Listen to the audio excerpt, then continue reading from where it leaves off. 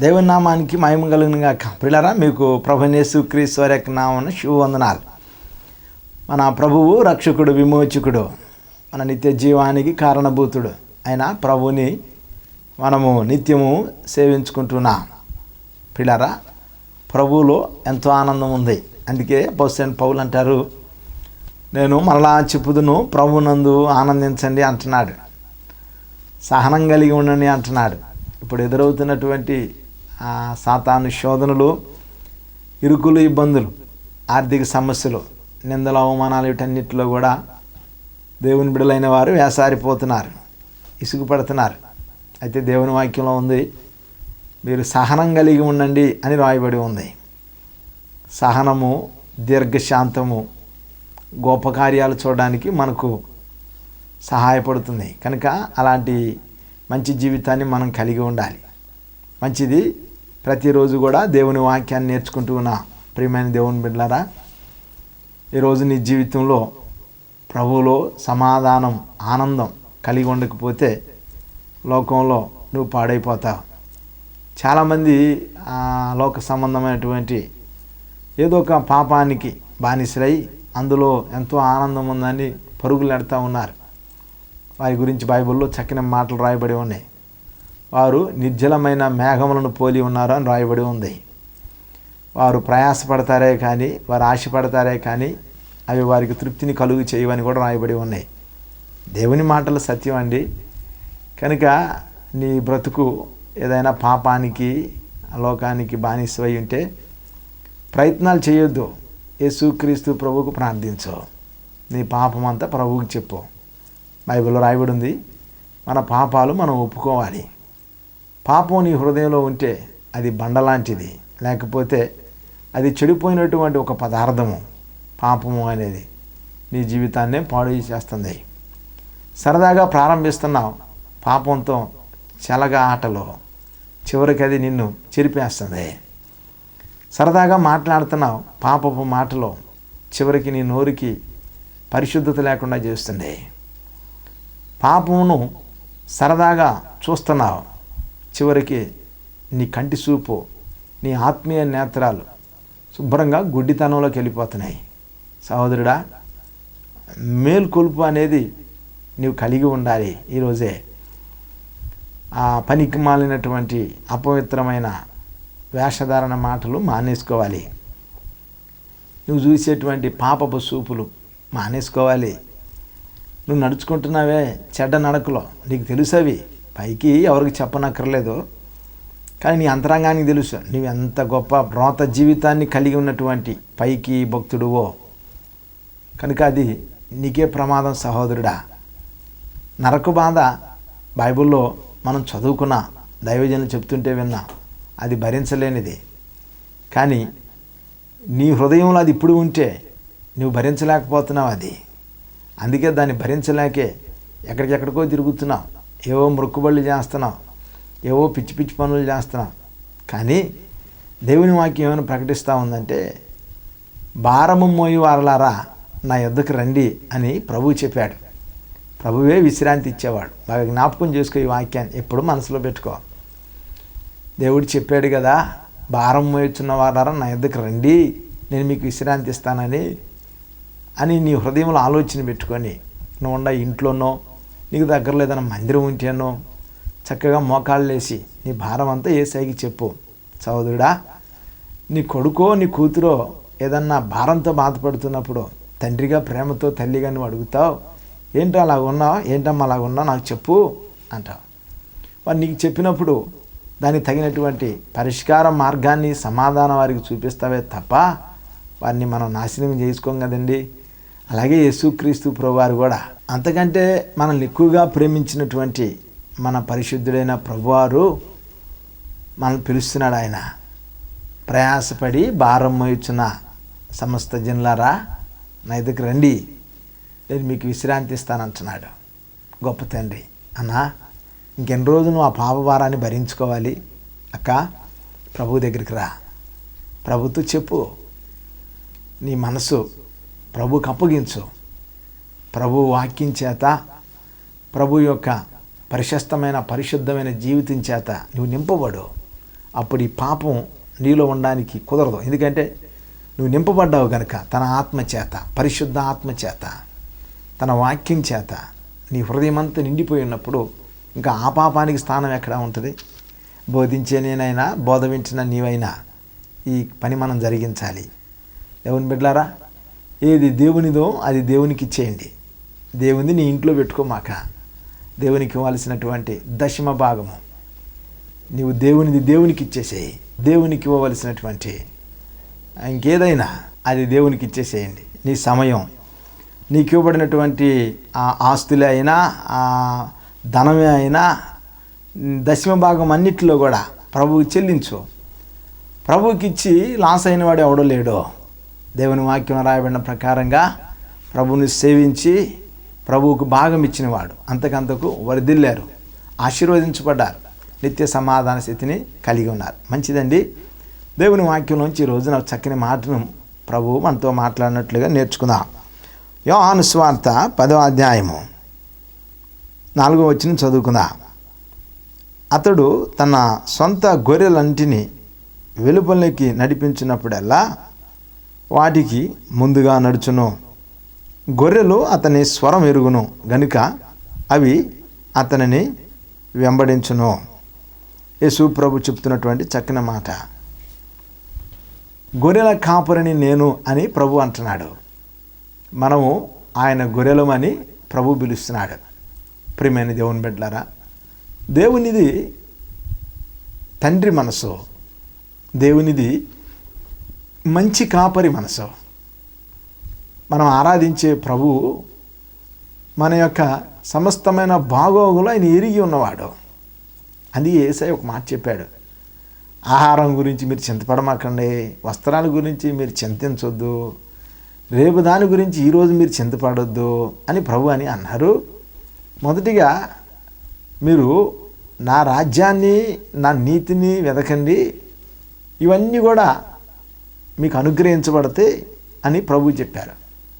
నీవు ప్రభువు బిడ్డగా జీవించడానికి ఆయన నీతిని, ప్రభు మీద విశ్వాసాన్ని నీవు కలిగి ఉండాలి. ప్రభు యొక్క ఏలుబడి, అధికారం నీలో ఉండాలి. ఆయన రాజ్యంలో మనం ఉండడం అంటే భూమి మీద ఉన్నప్పుడు, అప్పుడు నీలో ఉన్నటువంటి విశ్వాసము ద్వారా ప్రభు దగ్గర నుండి స్వస్థత కావాలన్నా, సహాయం కావాలన్నా మనకి తప్పకుండా దొరుకుతుంది. చాలామంది ప్రభు యొక్క కాపరికత్వాన్ని, ప్రభువు నడిపింపుని కలిగి ఉండకుండా ఈ లోక సంబంధమైన వాటి మీద ఎక్కువగా మనసు పెడతా ఉన్నారు. అందుకే యేసు ప్రభు చక్కని మాట చెప్పాడు. 5వ వచనం చదువుకుంటే, అన్యులు స్వరము అవి ఎరగవు గనుక అన్యుని ఎంత మాత్రమును వెంబడింపక వాని యొద్ద నుండి పారిపోవునని మీతో నిశ్చయముగా చెప్పుచున్నాను. యేసు ప్రభు చెప్తున్న మాట. నా గొర్రెలు నా స్వరం ఏంటి? నా గొర్రెలు నేను వెళ్ళమన్నా చోటకి వెళ్తే, నేను ఎక్కడికి తీసుకొని వెళ్తే నా గొర్రెలు అక్కడికే నన్ను వెంబడిస్తాయి. నా గొర్రెలు వేరొకటి స్వరం వినవు. అర్థమవుతుందా? నా గొర్రెలు నా స్వరం వింటాయి. ఒకవేళ అవి నా స్వరం వినలేదనుకో, అవి నా గొర్రెలు కాదని అర్థమని ప్రభు అన్నాడు. 100వ కీర్తనలో ఓ చక్కని మాట ఉంటుంది. మనము 100వ కీర్తనలో చదువుకుంటే 3వ వచనంలో రాబడిన ఒక చక్కని మాట మనం అక్కడ చదువుకోవచ్చు. యెహోవాయే దేవుడని తెలుసుకొనుడి, ఆయనే మనల్ని పుట్టించెను, మనము ఆయన వారము, మనము ఆయన ప్రజలము, ఆయన మేపు గొర్రెలము అని రాయబడింది. పిల్లరా, దేవుడు మనల్ని సృష్టించారు, మనం ఆయన ప్రజలము, ఆయన మనల్ని మేపేటువంటి గొర్రెలము, ఆయన మన కాపరి. 23వ కీర్తనలో భక్తుడైనటువంటి దావీదు దేవునిని తన జీవితంలో కాపరిగా పెట్టుకున్నాడు. సహోదరుడా, ఈరోజు వాక్యం వింటున్న నీవు, నేను ప్రభుని కాపరిగా కలిగి ఉండాలి. కాపరి తత్వము, తల్లి మనసు, తండ్రి మనసు, ఇవన్నీ కూడా కాపరి అనేటువంటి ఒక మాటలో సంపూర్ణంగా మనకు కనబడుతుంది. దావీదు దేవుని అంటున్నాడు, ఆయన నా కాపరి అంటున్నాడు. ఆయన నా కాపరి, యెహోవా నా కాపరి అంటున్నాడు. యేసుక్రీస్తు ప్రభు యోహాను సువార్త 10వ అధ్యాయంలో మనం చదువుకున్న వచనంలో ప్రభు చెప్తున్న మాటలు, నేను గొర్రెలకు కాపరిని అంటున్నాడు. యేసుక్రీస్తు ప్రభు ఎలాంటి కాపరి అంటే నేను గొర్రెలకు మంచి కాపరిని అంటున్నాడు. మంచి కాపరి యేసు ప్రభు. సహోదరుడా, ఈ మంచి కాపరి నీకున్నాడా? యేసుక్రీస్తు ప్రభు మంచి కాపరి నీకుండాలి. నీకు ఆయన ఉన్నప్పుడు నీ జీవితం ఎలాగుంటుందంటే ఫలభరితంగా ఉంటుంది, ఆశీర్వాదకరంగా ఉంటుంది. దేవుని బిడ్డలారా, ఆ 23వ కీర్తనలో మాటలు అద్భుతమైన మాటలు. ఒక్కొక్క మాట మనం చదువుకోగలిగితే, కాపరికత్వంలో ఒక వ్యక్తి నడిపించబడుతున్నప్పుడు, ఒక మంచి కాపరి నడిపింపులో ఉన్నటువంటి గొర్రెలు ఎలా ఉంటాయో ఆ కీర్తనలో ఉంది. ఆయన నాకున్నాడు కనుక నాకు లేమి గలదు, పచ్చి గాల చోట్ల నన్ను పరుండి చేస్తాడు. ఒకసారి 23వ కీర్తన కూడా చదువుకున్నా. కాపరి యొక్క అధికారం, కాపరి తత్వంలో ఉన్నటువంటి ఆ గొప్ప ఆశీర్వాదం.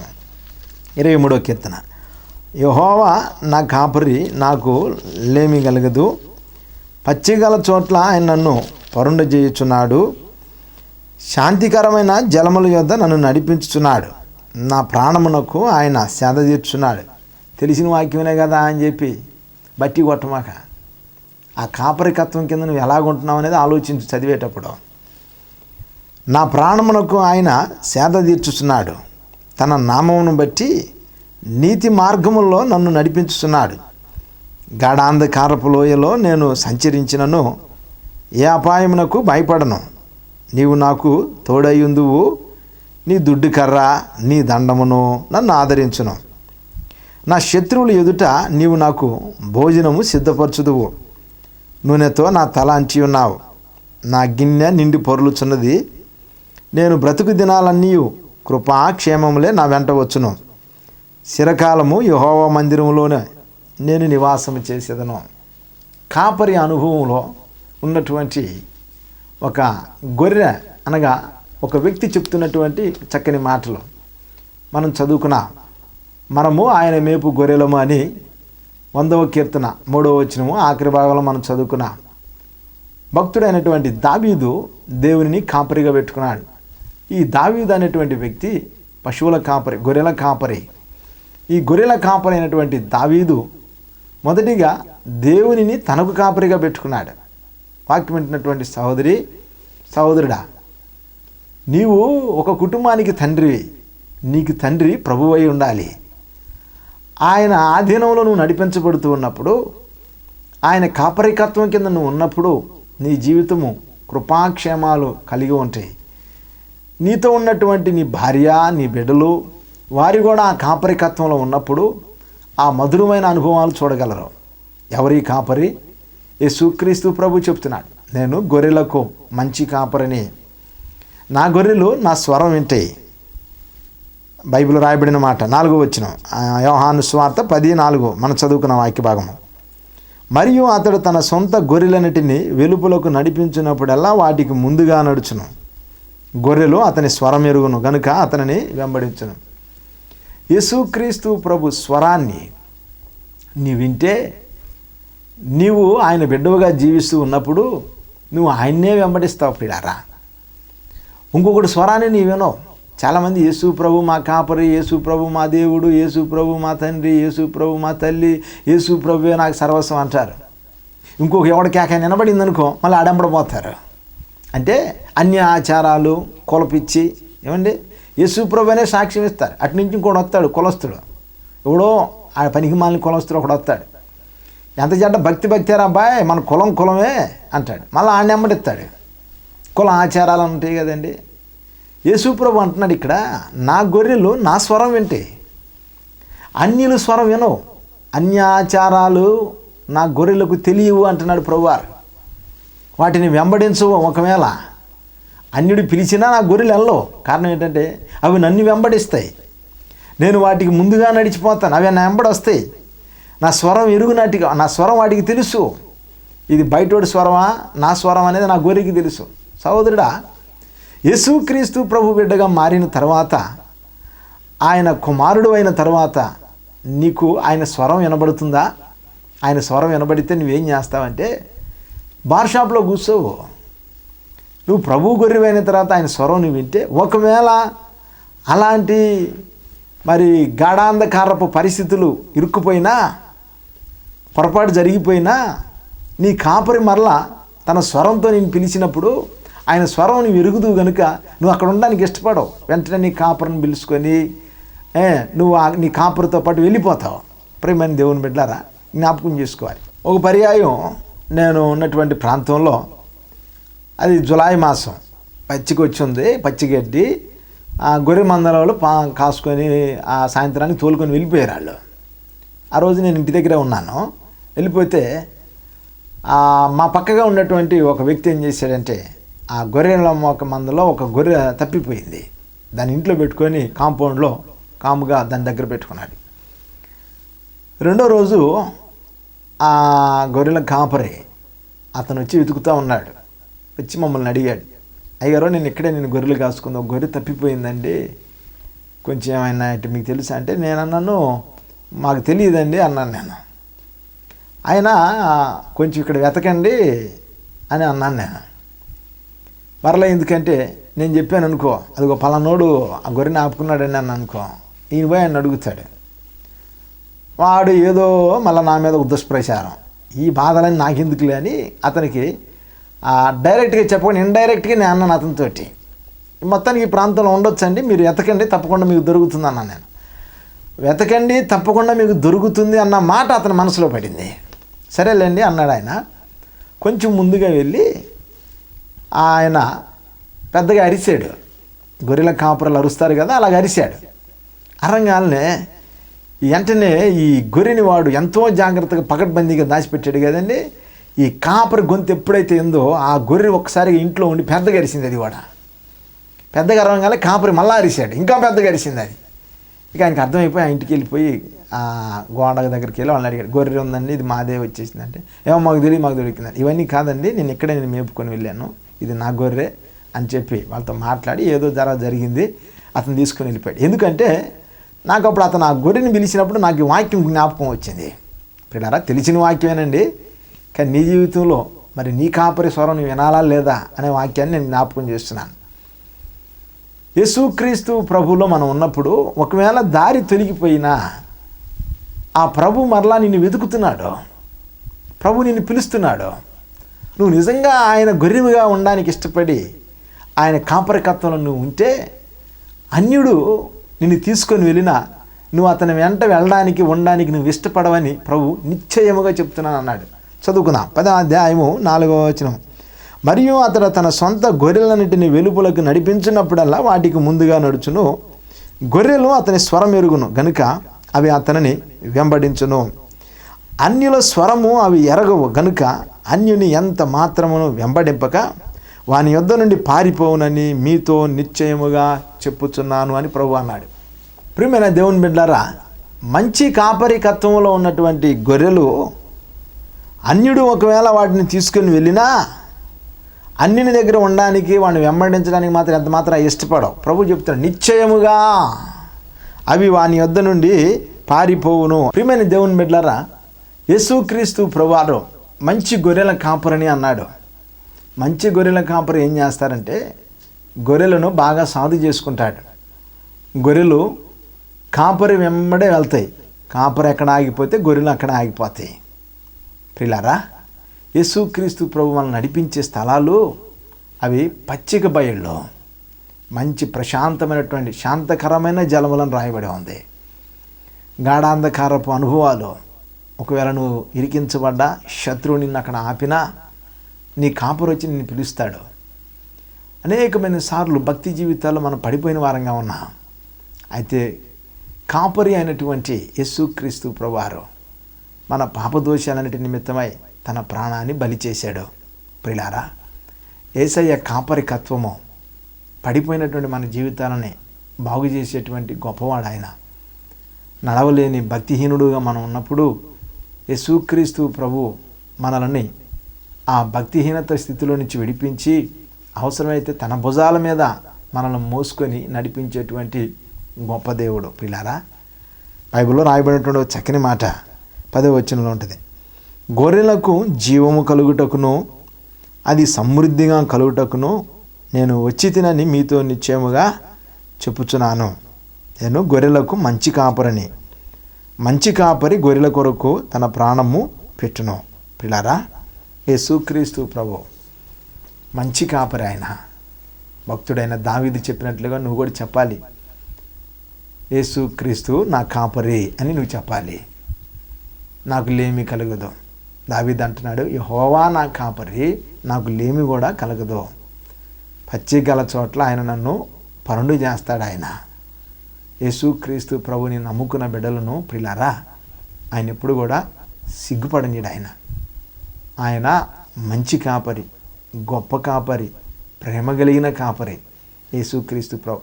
నా జీవితంలో నేను ప్రభువుని నా రక్షకుడుగా, నా ప్రభువుగా, నా దేవుడుగా నేను ఆయన ఆరాధించుకున్నటువంటి నా బ్రతుకులో ప్రియులారా, ప్రభు నన్ను ఆయన సమృద్ధిగానే నడిపిస్తున్నాడు. ఆత్మీయ సమృద్ధి. ప్రభు మనం ఆయన ఎరిగి ఉన్నప్పుడు, ఆయన మనం ఎరిగి ఉన్నాడు కనుక, ఆయన స్వరం మనం విన్నప్పుడు ఆయన మనం వెంబడిస్తాం కనుక, ఆయన వెంబడించిన మనల్ని ఆయన శత్రువైనటువంటి సాతాను చేతులకు అప్పగించడు. ఆయన చాలామంది అంటారు, యేసుప్రభుని నమ్మిన తర్వాత మేము శోధనలో పడిపోయామండి, మాకు శ్రమలు ఎక్కువైనటువంటి అబద్ధం, పచ్చి అబద్ధం అది అంటాం కదా. అంతా మోసం, అది తప్పండి. అలాంటి మాటలు అనకూడదు. ప్రభు అంటున్నాడు ఇక్కడ, నేను మంచి కాపరిని అన్నాడు యేసయ్య. దేవునికి స్తోత్రం కలుగును గాక. ప్రభువు మంచి కాపరి. మంచి కాపరికి ప్రేమతో ఆదరణతో చూడడమే తెలుసు తప్ప, జీతగాడు పనికిమాలిన కాపరికి ఆడికి అవన్నీ పట్టువాడికి. సింహమో తోడేలో వచ్చిందనుకో, వదిలేసి పారిపోతాడు. మనకేం సత్యింది, గొర్రె కదా అనుకుంటాడు. కానీ ప్రభు అలాంటి వాడు కాదు. దుష్టుడైన సాతాను చేతిలో నుంచి మనల్ని తప్పించి రక్షించినటువంటి గొప్ప కాపరి. పిల్లరా, ఎలాంటి సమృద్ధిని ప్రభు మనకి ఇచ్చాడంటే అంటాడు ఇక్కడ, నేను జీవము కలుగుటకును అది సమృద్ధిగా కలుగుటకును వచ్చి తిని. జీవం వేరు, సమృద్ధి అనే జీవం వేరు. ఉదాహరణకి నేను చెప్తాను మీతోటి. నాలో ఆరోగ్యం ఉంది, నేను బలహీనుడుగా లేను, ఆరోగ్యంగానే ఉన్నాను. కానీ నాకు జ్వరం వచ్చింది, నేను పండుకున్నాను. జీవం ఉంది కానీ సమృద్ధి అయిన బలం లేదు. ఒక పాము, ఏదో ఒక హానికరమైన జంతువు పాము నా దగ్గరకు వచ్చింది. జీవంతోనే ఉన్నాను కానీ లేచి దాన్ని నేను చంపలేనటువంటి బలహీనుడును. జీవం ఉంది. సమృద్ధి అయిన జీవం అంటే నేను లేచి దాన్ని చంపగలిగినప్పుడే నాలో సమృద్ధి అయిన బలం ఉందని అర్థం. చాలామంది క్రైస్తవులుగా ఉంటున్నారు కానీ సాతాన్ని జయించలేనటువంటి బలం కలిగి ఉండలేకపోతున్నారు. ఇప్పుడు ఆ సాతాను బలాన్ని జయించడానికే ప్రభువైన యేసుక్రీస్తు వారు నేను సమృద్ధి అయిన జీవము కలుగుటకు వచ్చి తిని అని అంటున్నాడు ఆయన. పిల్లారా, ఆ వాక్యాన్ని చదువుకుందాం. గొర్రెలకు జీవము కలుగుటకును అది సమృద్ధిగా కలుగుటకును నేను వచ్చి తినని మీతో నిశ్చయముగా చెప్పుచున్నాను. సమృద్ధి అయినటువంటి జీవము ప్రియులారా యేసుక్రీస్తు ప్రభు. ఆయన ఎంత కాపరు అనుకున్నావు? ఏదో నీకు సాలీసాలను తిండి పెట్టేటువంటి దేవుడు కాదు ఆయన. దరిద్రంగా శాపంగా నువ్వు అందులో నిలిచి ఉండడానికి ఇష్టపడేవాడు కాదు ఆయన. ఆయన మంచి గొర్రెల కాపరి. యేసయ్య మంచి గొర్రెల కాపరి. ఆ వాక్యంలో ఉంది, నేను గొర్రెలకు మంచి కాపరిని, మంచి గొర్రెల కాపరి తన గొర్రెల కొరకు ప్రాణము పెట్టును. మంచి కాపరి తన గొర్రెల కొరకు ప్రాణం పెట్టును. పిల్లారా, యేసుక్రీస్తు ప్రభు కాపరికత్వంలో నీవు ఉండు. ప్రతిరోజు చెప్పు, ప్రభా నువ్వు నా కాపరిగా ఉండు, నేను నీ గొర్రెని తండ్రి, ప్రభా నేను నిన్ను వెంబడించడానికి నాకు నేర్పించండి. ప్రభువుని మనం వెంబడించాలి. ప్రభు అన్నాడు, నేను వాటికి ముందుగా నడిచిపోతాను, నా గొర్రెలు నన్ను వెంబడిస్తాయి, నా గొర్రెలు నా స్వరం వింటాయి. పిల్లారా, యేసుక్రీస్తు ప్రభుని ప్రేమించే బిడ్డలు ఆయన వాక్య స్వరాన్ని వింటారు. ప్రభుని ప్రేమించిన వారు ఆయన వాక్య స్వరాన్ని వినలేరు. అందుకే వాళ్ళు సాతాను చేతిలో చిక్కి పతనమైపోతూ ఉన్నారు. యేసుక్రీస్తు ప్రభు మన కాపరి. నువ్వు ఈరోజు నుంచి నీ అనుభవంలో చెప్పాలి, ప్రభు నా కాపరిగా ఉన్నాడు. ప్రభు నీ కాపరైనప్పుడు ఏం చేస్తాడు? ఆయన మంచి మేత కలిగిన భూమి దగ్గర నిన్ను తీసుకుని వెళ్ళి నిన్ను మేపుతాడు. నీకు బలాన్ని వచ్చేటట్లుగా శాంతకరమైన జలముని చేత తాగిస్తాడు. నీకు తోడుగా ఉంటాడు ఆయన. నీ బ్రతుకు ఎలా ఉంటుందంటే నీ బ్రతుకు కాలం అంతా కూడా కృపాక్షేమాలు ప్రభు నీకు తోడుగా ఉంచుతాడు. నువ్వు ఎక్కడ ఉంటావంటే ఆయన ఉండే స్థలం దగ్గరే నువ్వు ఉంటావు. నీ కాపురం ఉండే స్థలం దగ్గరే నువ్వు ఉంటావు. చిరకాలం యెహోవా మందిరంలో నివాసం చేస్తానంటున్నాడు. దేవుడు ఉండే స్థలంలో నేను ఉంటానంటున్నాడు.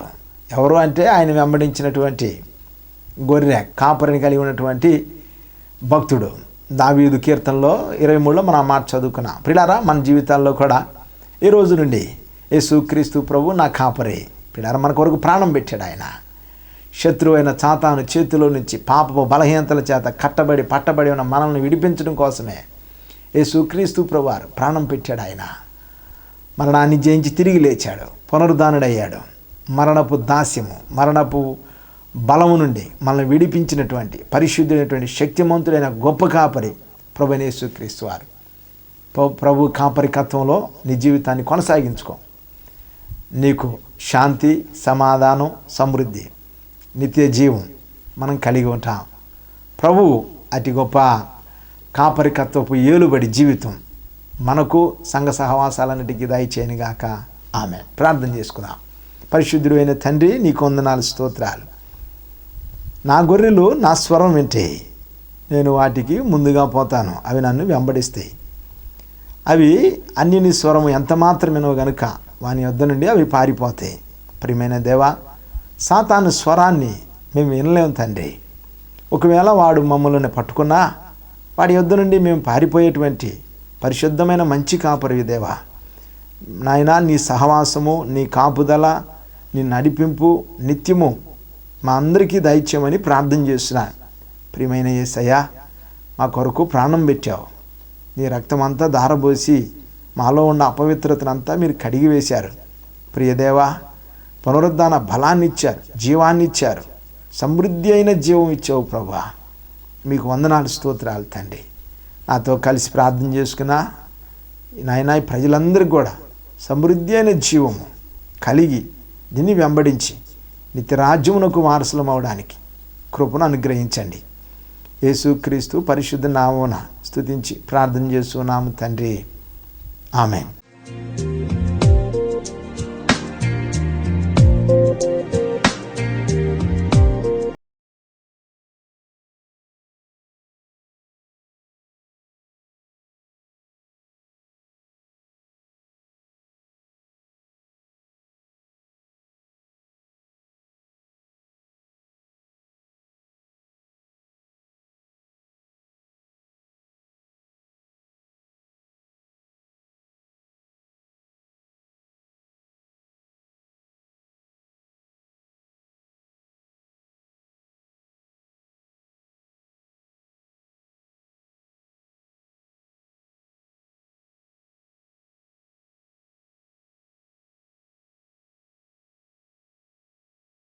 దయను నన్ను